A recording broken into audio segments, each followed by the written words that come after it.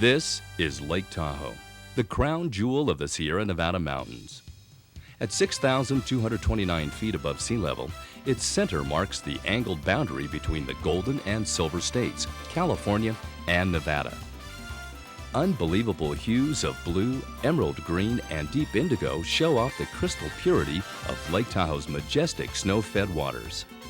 Lake Tahoe is 12 miles wide and 22 plus miles long, with 72 miles of shoreline, 43 miles in California, and 29 miles in Nevada.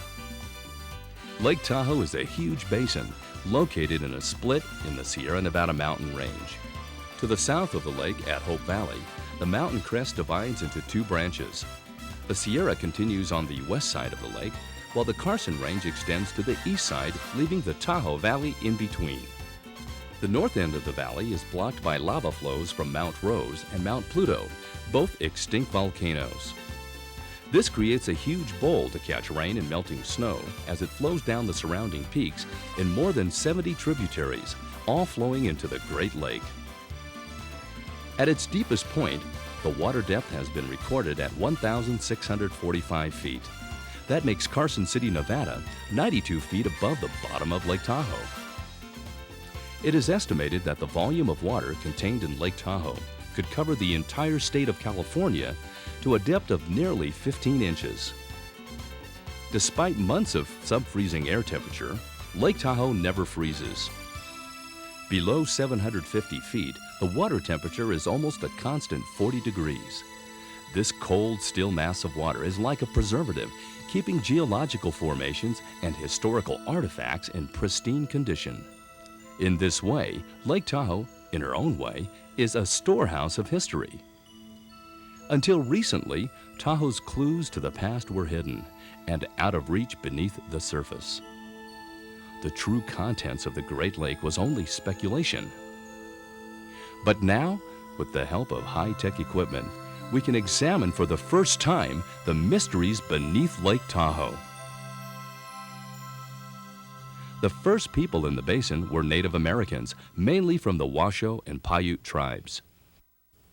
Valentine's Day in 1844 saw the first white man at the Lake of the Sky. He was Captain John C. Fremont, and he called it a big mountain lake. In 1858, things changed again when high-grade silver was found in Virginia City, Nevada. The Comstock Lode, as the strike was called, gave Virginia City growth and prosperity.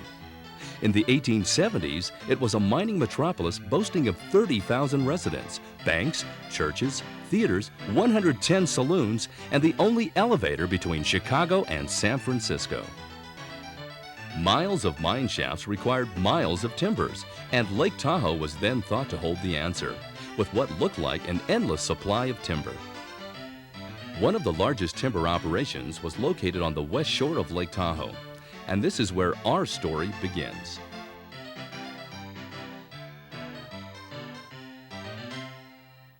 Here, our crew makes preparation for a shakedown dive in the shallows of Emerald Bay.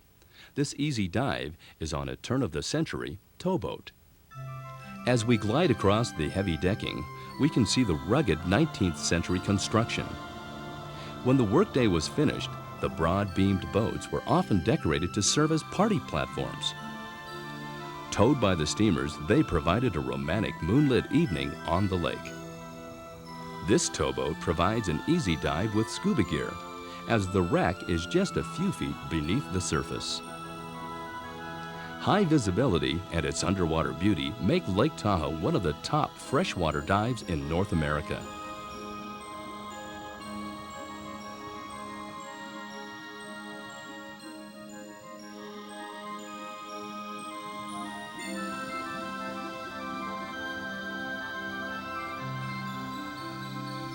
From Emerald Bay, we motor south to the Camp Richardson area. Nearby is a set of train tracks used to launch the elegant wooden boats into the lake. Many of these same boats are restored to their original condition and can be seen at the Concours d'Elegance, an annual Lake Tahoe event.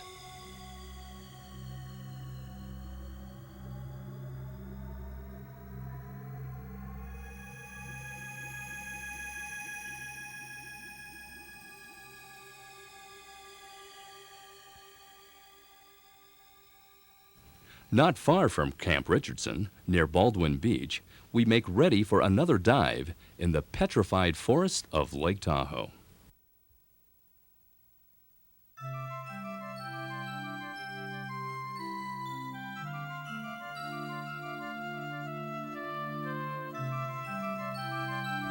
This is a good place to make a check dive to test our remote-operated vehicles.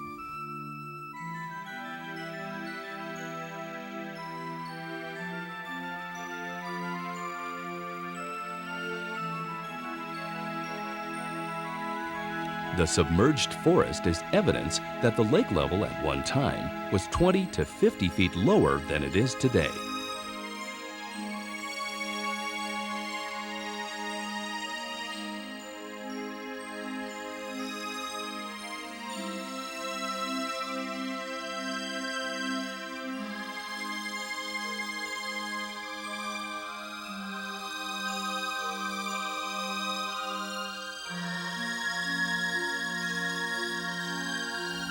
Tree rings have shown that the forest is thousands of years old. This is another good shallow dive, and charts are available at the Diving Edge Dive Shop at Lake Tahoe's South Shore.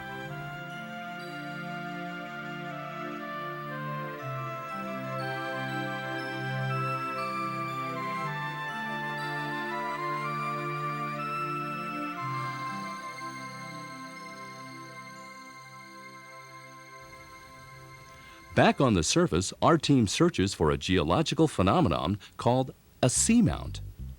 Like an underwater mountain, the seamount rises abruptly from an otherwise sandy flat lake bed.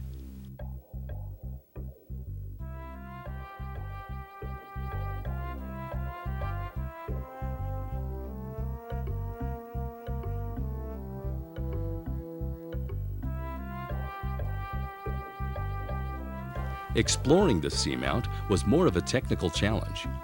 It is deeper and is more difficult to fly the ROVs in and out of the tight canyons.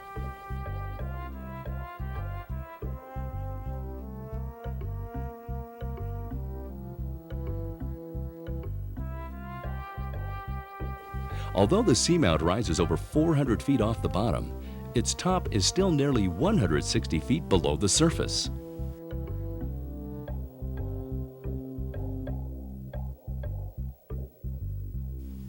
Our exploration platform was the John LeConte, the renowned scientific boat that has studied Lake Tahoe for years. The dive sites are located with terrestrial satellite navigation systems. The crew is led by Chris Nicholson, president of Deep Sea Systems. He and his crew are recognized worldwide for deep sea explorations. As the ROVs descend onto the seamount, the first thing we notice is an abundance of grass on its top, indicating that perhaps in ancient times, the seamount was above the surface of the lake. This is one of the only places in Lake Tahoe that has this type of vegetation. The grass on the seamount attracts the lake's aquatic life, making it a favorite fishing place for anglers.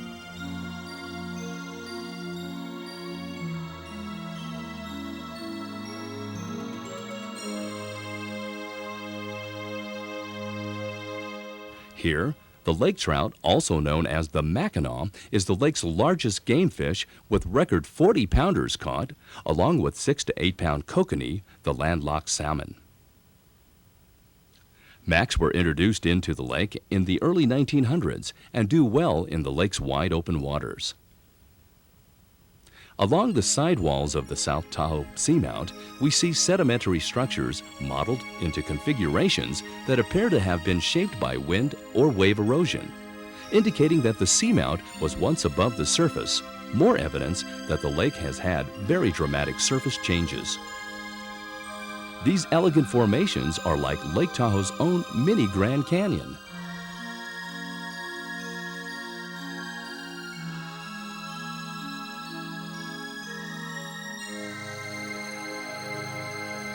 The next day, we venture to Rubicon Point on Lake Tahoe's west shore, just north of Emerald Bay. Here, we prepare the ROVs for exploration of the great vertical rock wall that extends over 400 feet above the surface of the lake and 1,400 feet below. The wall is an excellent example for demonstrating the geological origins of the Sierra Mountains. Above the surface, the rocks are sharp-edged and rough, appearing just as they did after being uplifted by geodynamic action of the Cretaceous period.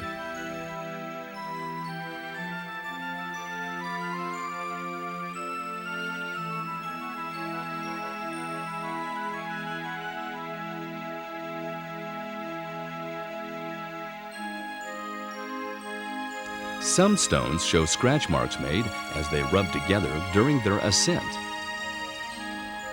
For the sport diver who enjoys wall diving, this is the ultimate dive.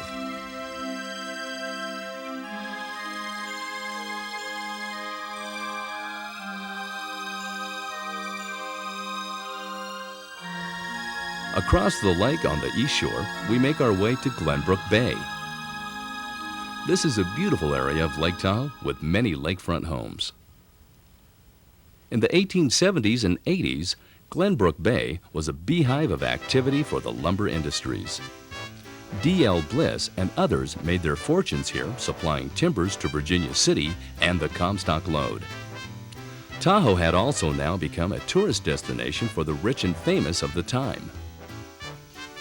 The Bliss family built the steamer Tahoe. She was designed to be the most luxurious passenger and cargo carrying steamer on the lake. She was launched on June 24, 1896, with great fanfare. For the next 39 years, the steamer Tahoe served faithfully as the Queen of the Lake. The proud tradition established by the steamer Tahoe is carried on today by the Tahoe Queen, a handsome paddle wheeler offering sightseeing trips across the lake, much like the steamer Tahoe did in her heyday. At the height of the Depression in 1935, the steamer fell on hard times. She lost her coveted mail contract to a smaller gas-powered boat, and she became uneconomical to operate. She was sold, and for 5 years, moored and lapsed into disrepair. William Bliss, who as a boy was there at the launching in 1896, was broken-hearted. He bought the steamer back to save her from further humiliation. On the afternoon of August 29, 1940, on William's order, the grand old steamer was towed out on the lake to be scuttled. Her seacocks were opened and the water flowed in. It took hours for her to slip away. Legend has it that to save her from the scrapman, she was scuttled, and the water was thought to be 100 or so feet deep, so she could be seen from the surface. Not so. She slid down a gigantic sand dune and stopped at a depth of over 350 feet. On March 3, 1991, Chris Nicholson and his underwater exploration team attempted to locate and document the present condition of the steamer Tahoe. The satellite telemetry was set, the sonar was deployed overboard, and the search began. Chris saw something on the sonar screen. Could this be the Queen of the Lake of years gone by? The ROVs were readied, and the video systems were checked, and the still camera strobes were test-fired. As the ROVs searched the sandy bottom, dark objects started to appear. Unfortunately, this was not the steamer Tahoe. This was another uncharted towboat similar to the one in Emerald Bay. It had been a long day, and March was not the warmest month to be on the lake. But March was chosen because sediment in the water is low, and the clarity this time of year is the best. The search continued. Another blip is seen, this one much stronger. Preliminary information tells Chris that this is the steamer. The SS Steamer Tahoe is 190 feet long with an 18-foot beam, and she displaces 152 tons of water. Her steam engine produced 1,500 horsepower to spin twin three-bladed propellers. All that thrust was transmitted to 18 knots, about 21 miles per hour. This was very fast for a vessel of this size in those days. She was built by the Union Armed Works in San Francisco and carted up to the lake in pieces. Even today, large boats must be trucked to the lake in sections, then assembled at lakeside for launching.